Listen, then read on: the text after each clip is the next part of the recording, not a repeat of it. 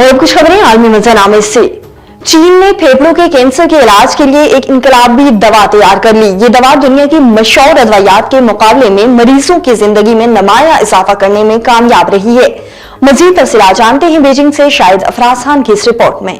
एक चीनी कंपनी ने फेफड़ों के कैंसर के इलाज के लिए एक इनकलाबी दवा आयोनसीमाब तैयार की है, जो आलमी सतह पर तवज्जो का मरकज बनी हुई है। क्लिनिकल ट्रायल्स के मुताबिक ये दवा दुनिया के मशहूर अद्वियात के मुकाबले में मरीजों की जिंदगी में नुमाया इजाफा करने में कामयाब रही है।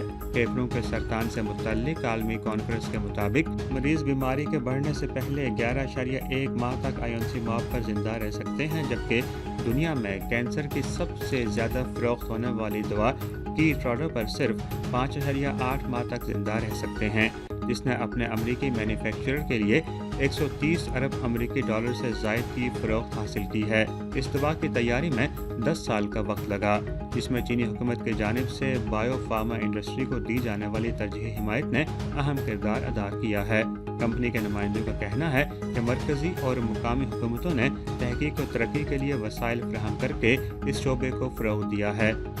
चीन की जानिब से हालिया अरसे में सेहत के शोबे में नुमाया सरमायाकारी की गई है, ताकि अवाम की सेहत का तहफ़्फ़ुज़ किया जा सके और बड़े अमराज से उन्हें बचाया जा सके।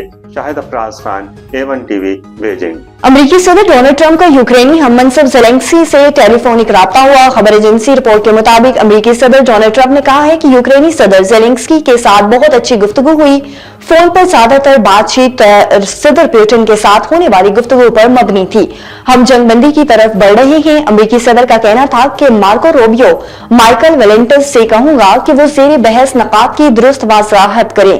ज़ेरे बहस नकात की वजाहत के बाद जल्द ही एक बयान जारी किया जाएगा। और सहूनी फोर्सेस की गजा में बर्बरियत का सिलसिला जारी। गजा की पट्टी में रात भर इसराइली हमलों में 27 फलस्तीनी शहीद जबकि मुतअद्दिद जख्मी हो गए।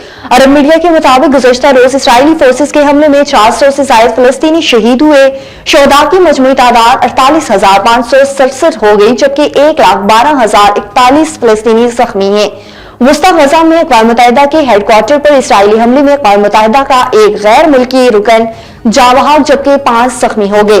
गजा में इसराइल की जंग में अब तक सिविल डिफेंस के 3 कारकुन शहीद हो चुके हैं।